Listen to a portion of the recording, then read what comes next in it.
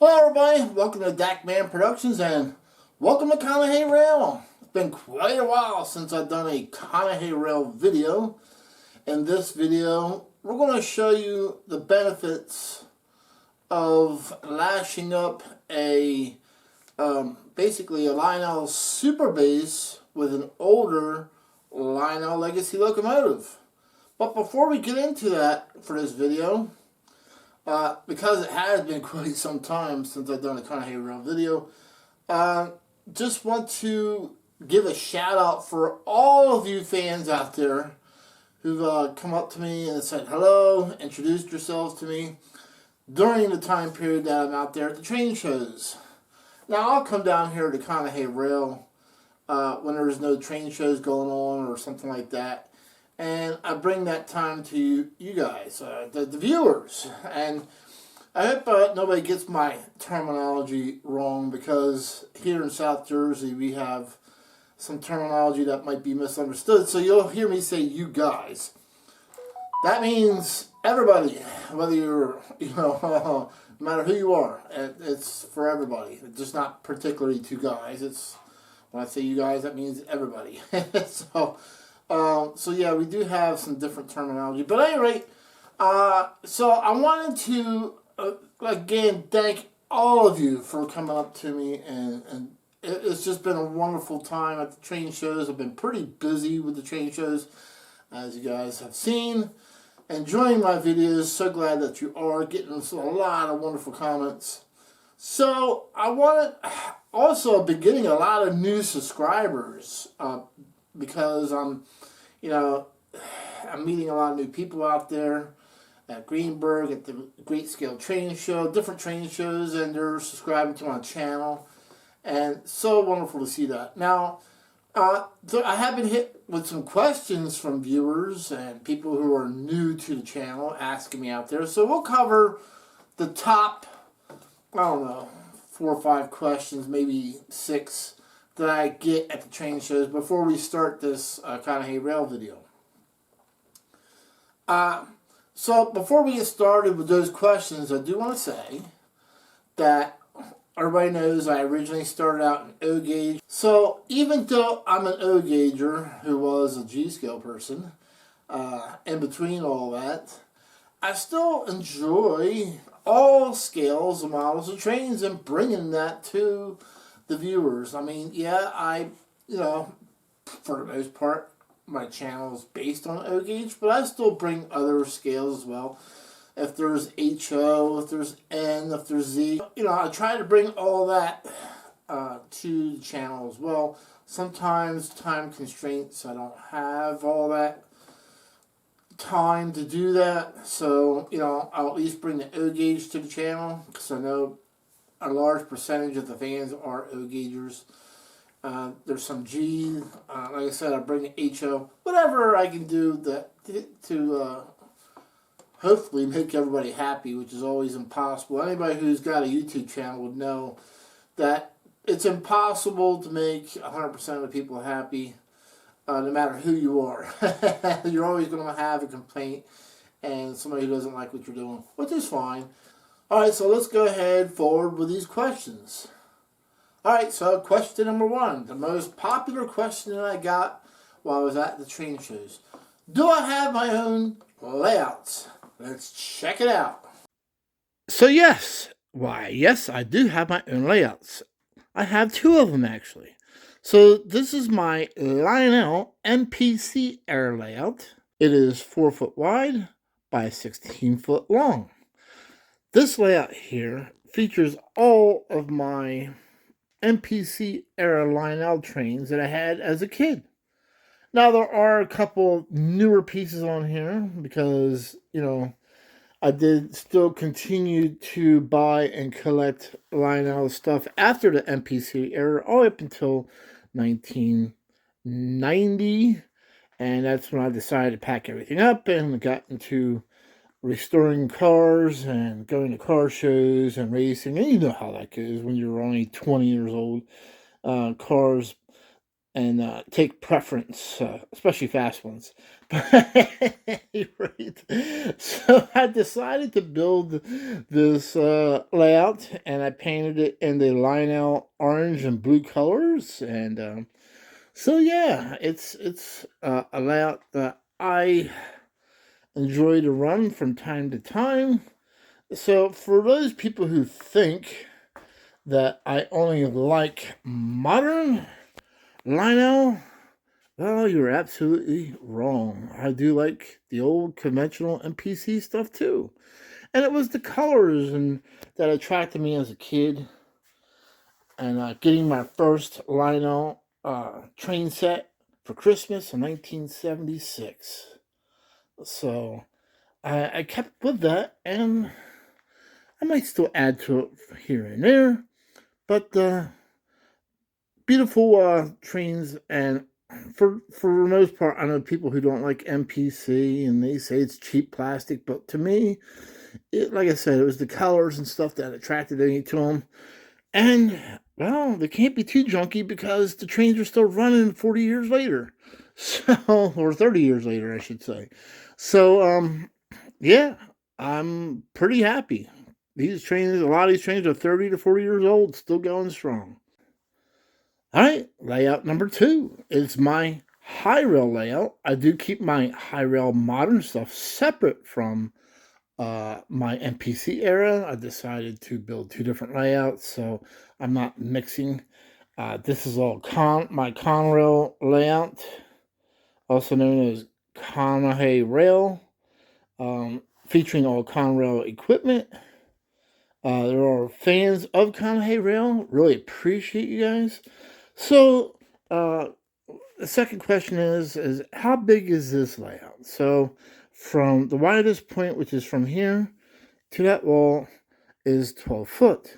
How long is it? Well, it starts out in this room. And for the longest time when I had videos, people thought there was like two or three different high rail layouts. Well, this is all one. So from that corner, it continues on through this room, through that wall, as you can see, continues on again into the next room, and goes through that wall, which is basically my shop. It's not, there's no scenery back there, so there's no use in me going back there. But from that wall to the end of the layout, 35 foot by 12 foot, all high rail. People have asked me, what track do I use? I use Gargrave's track. I've had other people ask me, what switches do I use? I stuck with Gargrave's, let's see, 0100 switches and those 72 switches, only because of the cost. I do recommend Ross switches. I do agree that Ross switches are better. But at the time, it just wasn't economical with the amount of switches I was using to use Ross. As the switches fail, then I will replace them with Ross later on down the road. However, the Gargraves works just fine for me. As long I found 0100 and 072 switches to be the best that Gargraves has to offer. So as you see, yes, I have my own layouts. They're both O gauge. One's just, I guess you could say, O and O27, and one is O gauge high rail. So really appreciate you guys asking me questions on what I have. The second biggest question I get is, where am I located? And I say South Jersey, and people start naming off towns, and I'm like, no, sorry, I'm not. I'm more south than that. So let me put this map up of New Jersey. And as you can see from the map that I just put up, I put a red dot there so you can actually see exactly what I'm talking about. So I'm not that far away from, let's say, the Dell Memorial and Commodore Barry Bridge. So I am down here. Some people named off Forked River and, all these other areas that are north of me, but now you understand why I say I live in South Jersey. Because if I just say I live in New Jersey, everybody's going to think I live way up there.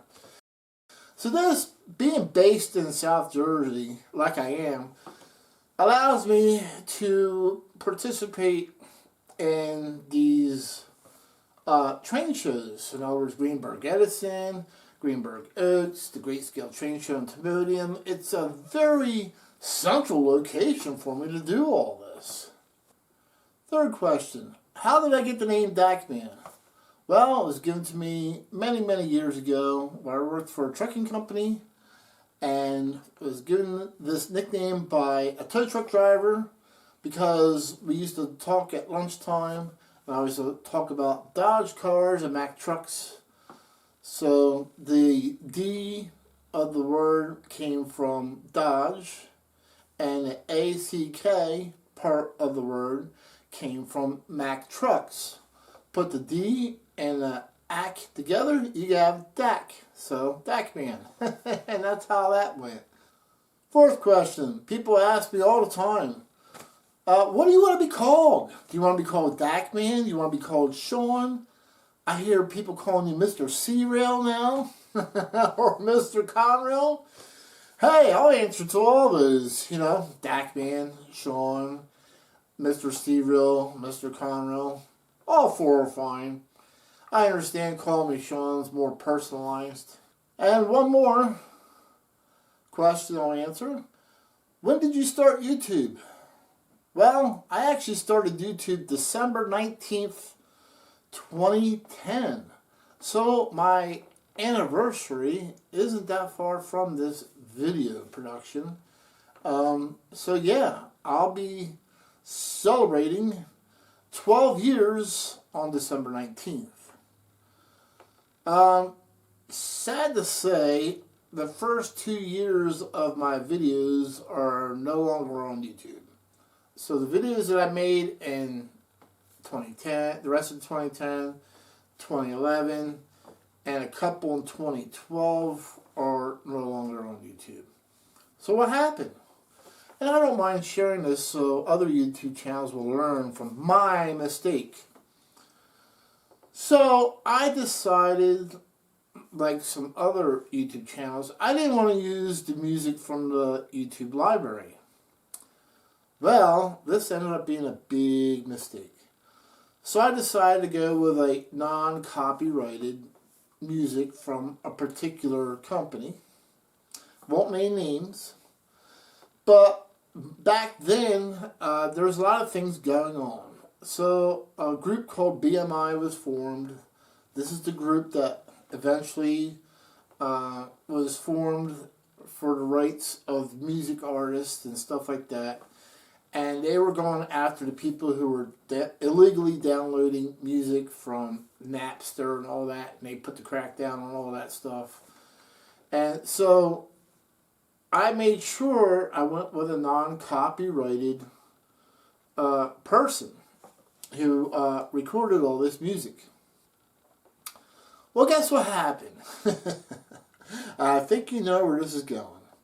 So, in early 2012, or late 2011, as far as my memory serves me, this person who made non-copyrighted music, and you were able to use it for YouTube and stuff, sold out. That's right. He sold out. And guess what happened? The person, the next industry, commercialized it. Then they copyrighted it. That's right. That's really what happened. Trust me. And so after that, I was watching my videos being demonetized, one right after the other, right after the other, right after the other, right after the other. Now, this is all before copyright strikes were even a thing. There was, back then, they didn't have copyright strikes. 3 strikes and you're out. They would just basically demonetize your videos, and whatever funds they made, they gave it to the person who claimed the copyrights. So I was losing money left and right.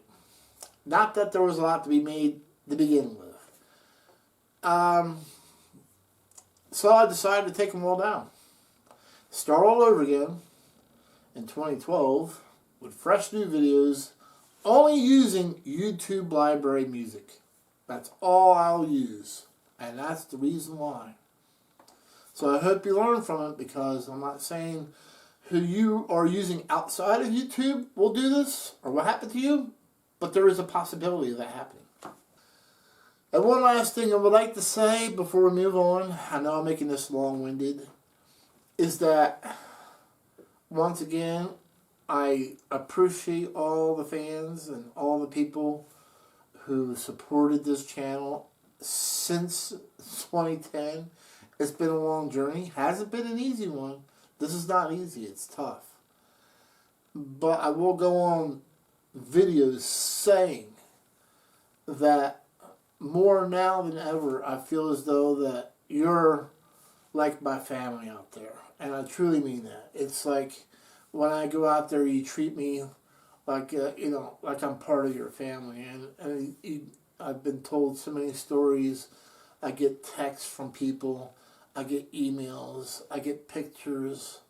And a lot of people included me in our lives. Your lives have touched mine.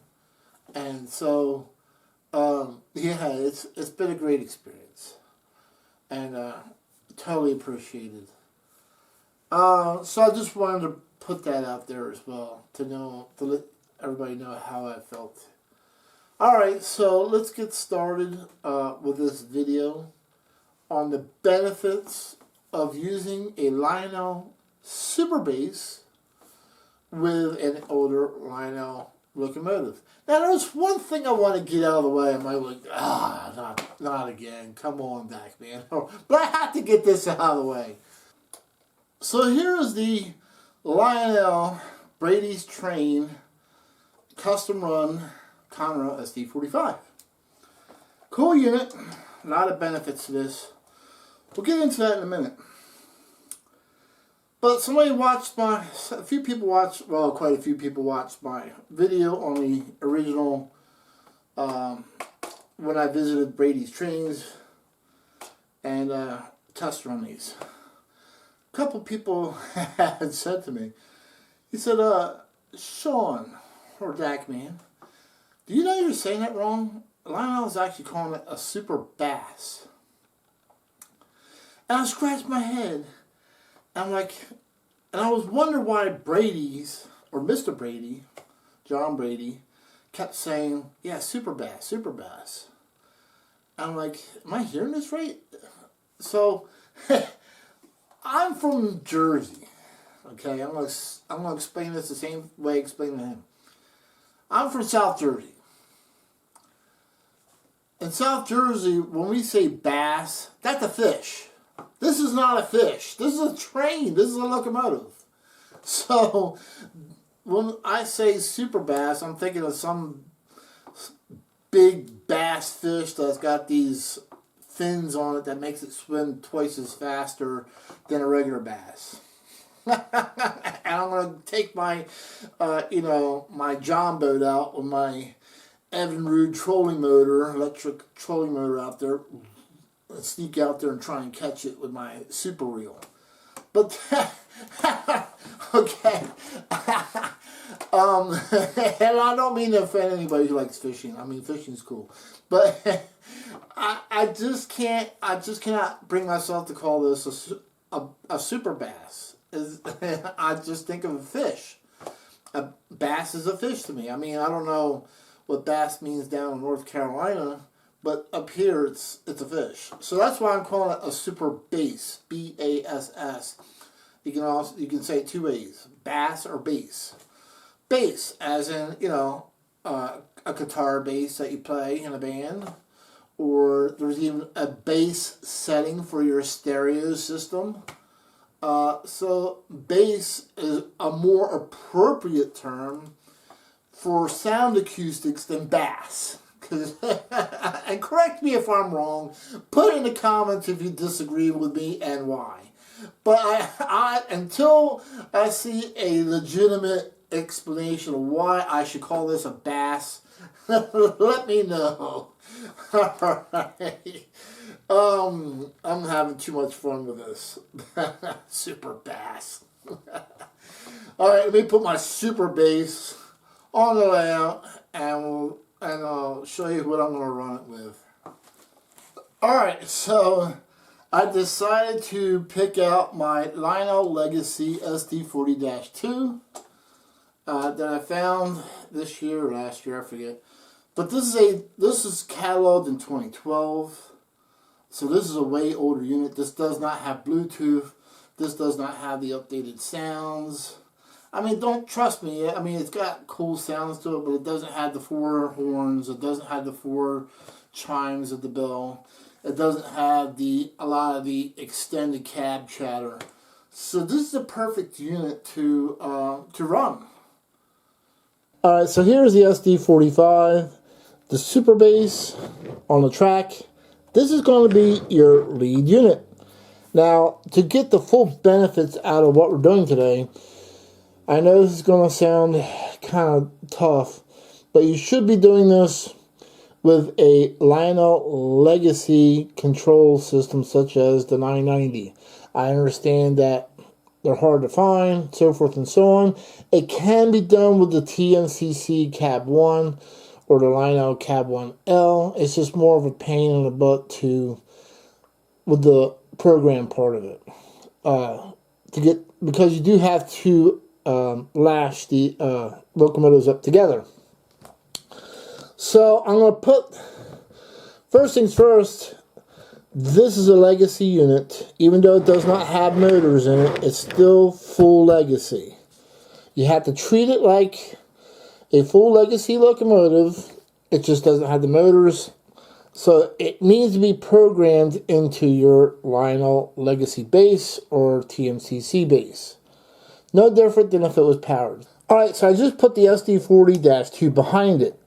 The SD40-2 is going to push the leading locomotive or the lead unit that's non-powered. So I'm actually going to push this locomotive and pull the train with a single locomotive. Now if I wanted to put another one on there, I could and just put it behind that one. And that way I could have, if I needed more power, I could have 2 power units pushing a dummy. But we're going to make this train light for this demonstration. And once again, this should already be programmed into your Lionel Legacy base, your Lionel TMCC base, one or the other. If you're not sure how to do that, there are videos on YouTube on how to do that. I did cover on how to lash up using a Lionel TMCC Cab 1 with the antenna, because I did start out with that and move my way up to the Legacy before they became extinct and the prices went up. Alright, so once again, you should have both of these locomotives are Legacy, so you should have them already programmed into your Lionel Legacy 990 base or your Lionel TMCC command base, whether you're using if you're using Cab 1. The Cab 1L also works with the Lionel Legacy 990 base as well. A little bit more of a pain in the butt to lash up locomotives using the Cab 1L or the Cab 1, but it's doable. I've done it. Anybody who wants a video on how to do a lash up with Lionel Legacy locomotives using the Lionel Legacy base 990, just leave me a comment and I'll make a video later on. But I'm sure there has to be plenty of videos of how to do that online. But if you'd rather have me do one for you, I can do that as well. Alright, so the lead locomotive, as we already talked about, is a dummy unit. That's going to be pushed by the powered unit that's behind it and our fun train for this video. And what's going to happen is it's going to seem like and look like that the lead unit is under power, which it is not. It is a non-powered unit. But since it has all the Lionel Legacy features, meaning it's got smoke, it has the full light features, it has the 4 chimes, the 4 different chimes of the horn, it's got the 4 different sounds of the bell. Alright, so when I go to start this train up, they both should start and fire up, but the lead locomotive is going to act like it's under power. So let's get these programmed in and we'll move forward. Alright, so I like to do the extended startup as normal. So we're going to go ahead and get started. We got them all programmed in. Enjoy, and you'll see the benefits of having a super bass in front of a much older unit, which is the SD40-2 that was released in 2012. So we got a brand new 2022 locomotive with all the sounds and whistles, leading a 2012 older unit, but it's going to sound like a 2022 train.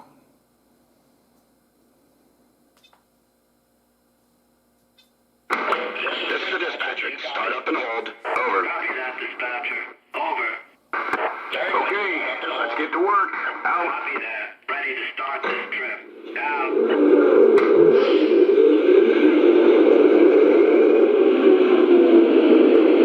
Dispatcher, go on the side of the register, both out.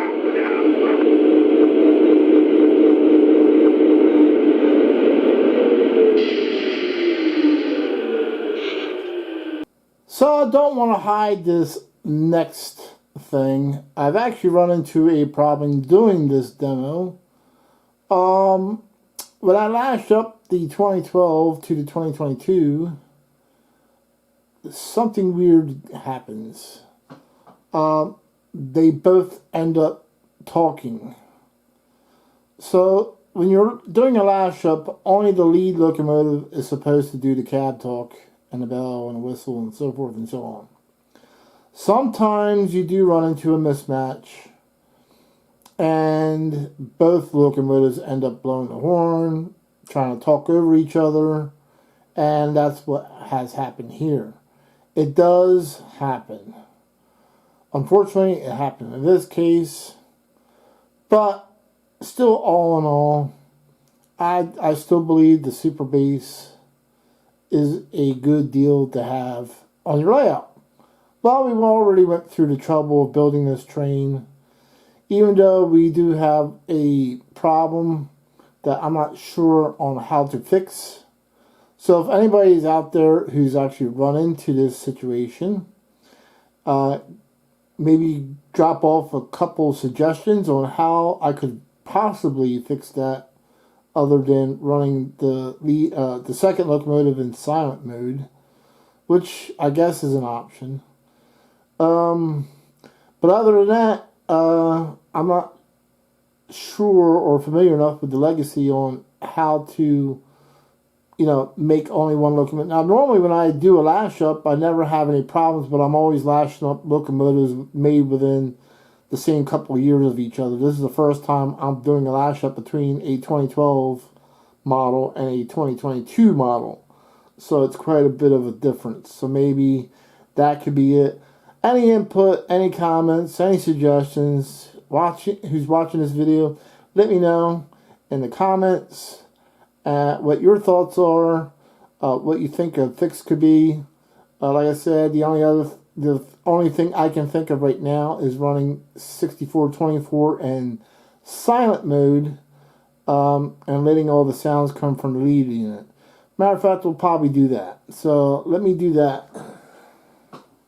Alright, so I put the second locomotive on mute for right now for this video, because I want the full sounds.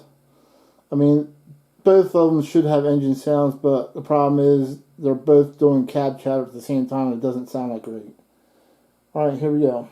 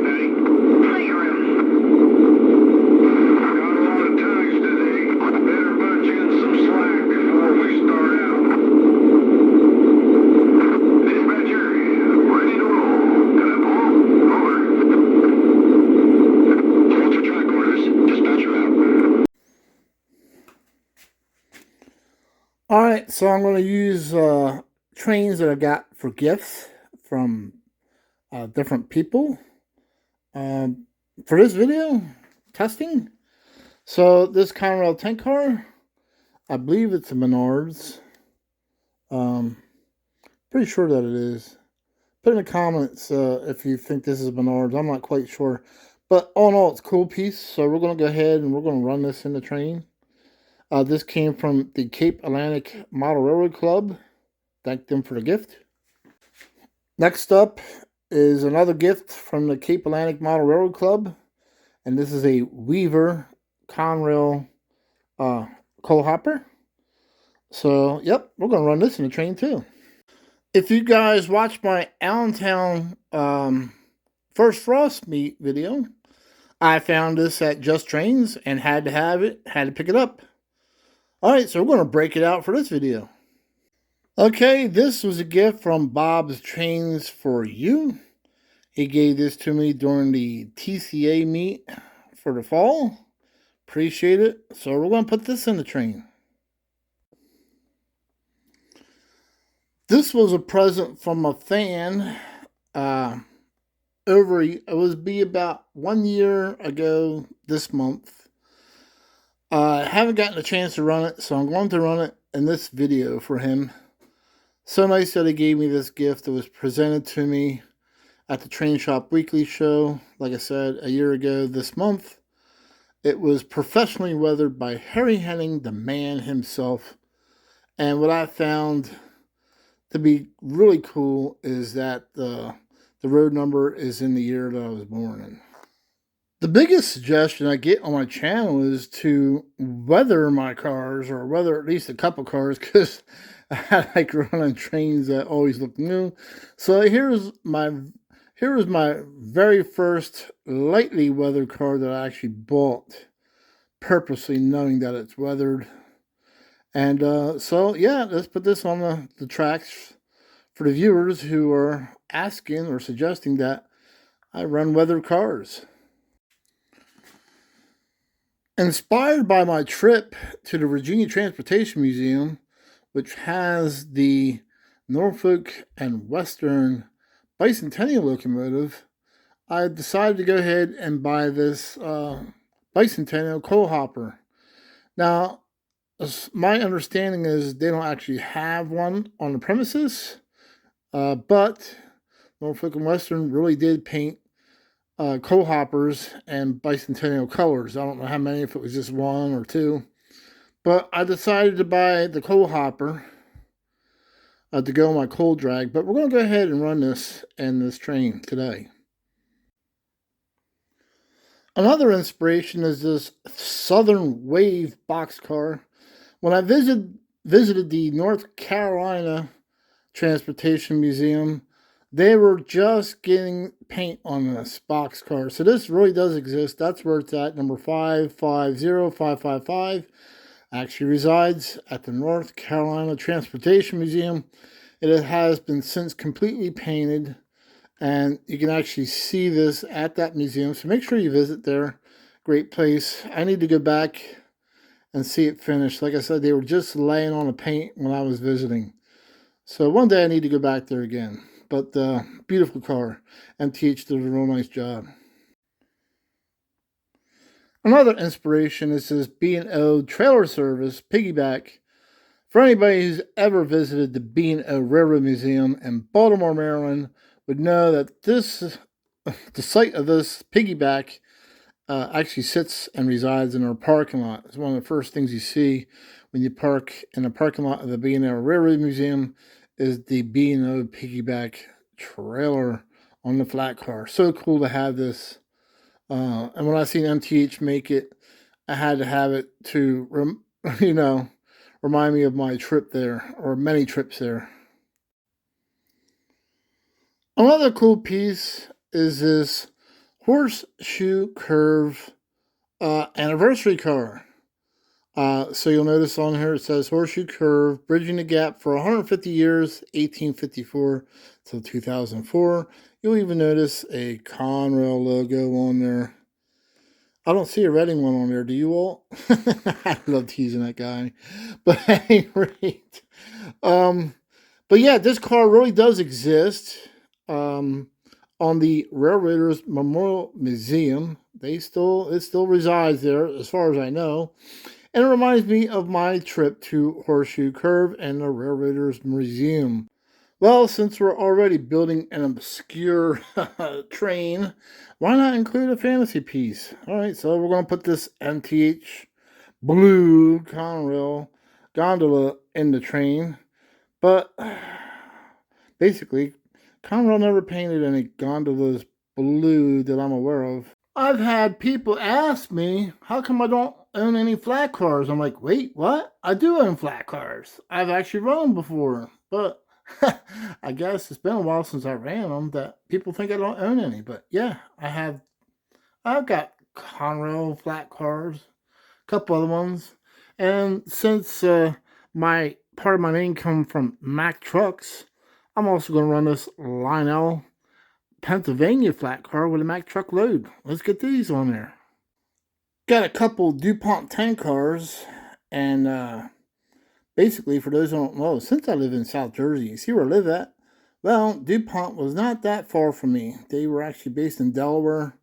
Hop, skip, and jump over the Delaware Memorial Bridge, and they were like in my backyard, basically. So I had to have Dupont.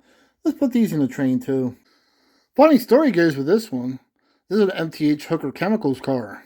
There's a hobby shop called New York Electric Trains. They started selling at actually having online auctions on Facebook about 8 years ago, something like that. They start off as a family operated business and worked their way up into owning a hobby shop today.